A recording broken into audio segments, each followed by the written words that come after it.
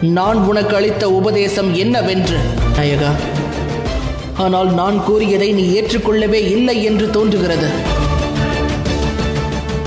உன்னுடைய ஆணவம் உன்னால் உபதேசம் அளிக்கத்தான் முடியும். யுத்தம் புரிவதற்கான சக்தி உனக்குள்ளும் இல்லை. தடுத்தாக வேண்டும். விநாயகா, சனி கூறுவனவற்றை கவனமாக கேள். அவன் கர்ம பலனை அளிச் செய்யும் இப்பொழுதே விட்டுவிடு.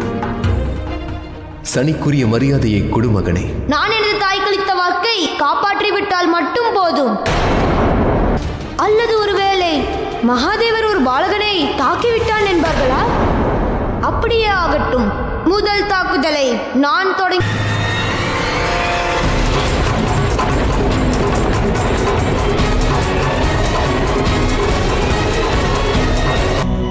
மகாதேவர் மீதே தாக்குதல் நடத்தி சனியின் பொறுமையின் எல்லையை நீ மீற வைத்து விட்டாய் விநாயகா.